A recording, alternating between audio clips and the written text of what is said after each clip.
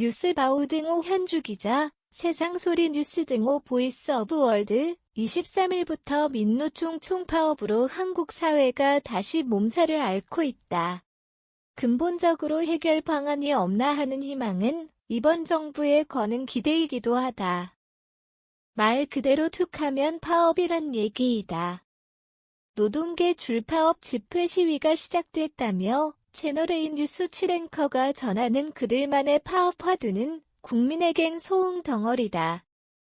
원래 세상은 시끄러운 게 맞지만 해도 너무한다는 얘기는 없어야 한다.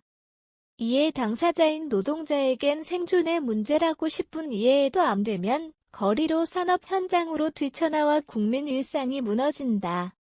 임금이나 복지 사안이라면 몰라도 정치화된 투쟁에선 정부 측과 각을 세울 수밖에 없어 한번 해보자는 심보라면 정말 나라 미래가 없다. 노동자에게 얼마나 정부가 잘못하는지는 국민이 다 알 길이 없지만 그들도 국민이라 어느 정부도 소홀히 하진 않으리라 본다. 더 얻고 더 갖기 위한 이기심 투쟁이라면 이참에 노조학습을 해결해야 한다. 집회 시위 좋다.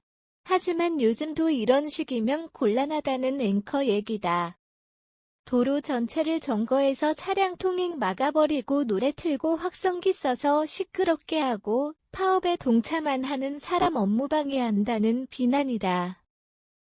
앵커만의 비난이면 좋겠지만 이에 당사자들은 몰라도 애꿎은 사람들 모두에겐 스트레스다. 헌법이 보장하는 기본권인 집회 자유는 다른 사람 불편은 아랑곳 않고 내 것만 중요하다는 식은 아니다.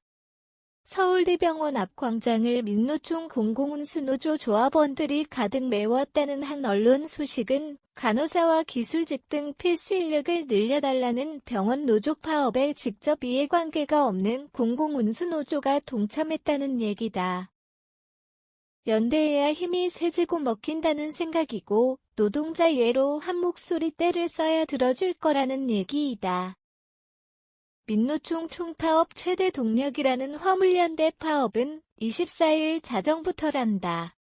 무기한 전면 총파업의 다음 날엔 학교 비정규직 노조 그리고 지하철 노조 철도 노조 등 총 30여만 명이 총파업에 참여한다는 언론 소식이다.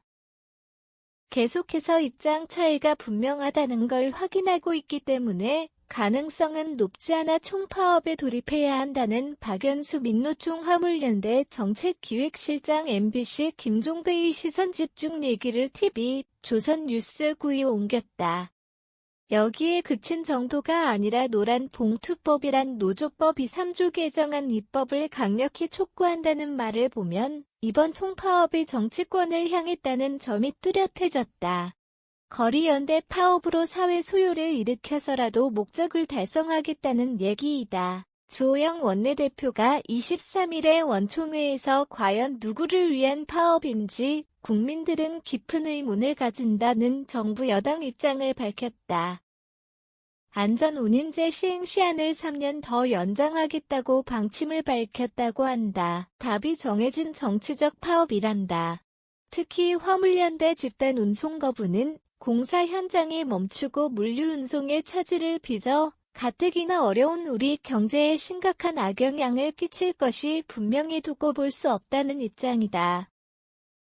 여기에 비노조원 운송 방해를 위해서 폭력과 폭언도 서슴지 않는 불법적 행태도 빈번해 마침표. 정부는 불법 행위에는 한치도 물러섬 없이 법과 원칙에 따라서 단호하게 대처하길 바란다고 촉구했다. 문제는 민노총의 정치투쟁 불법투쟁과 투쟁이 출범 6개월 윤석열 퇴진 운동에 앞장서며 북한 핵미사일 도발이 윤석열 정권 탓이란 주장은 현 정부를 부정하는 의미 아닌가 싶다. 이태원 참사 비난에다 촛불집회 정권 퇴진 민노총 총파업에 이상민 장관과 윤익은 청장이 본격 시험대에 올랐다. 한마디로 민노총 총파업 얘기는 정부 여당을 겨냥한 얼토당토하는 주장이라고 해석하는 만큼 집권 초기 정부 민노총 다툼은 궁극적으로 판가름을 내야 할 때가 오지 않나 싶다.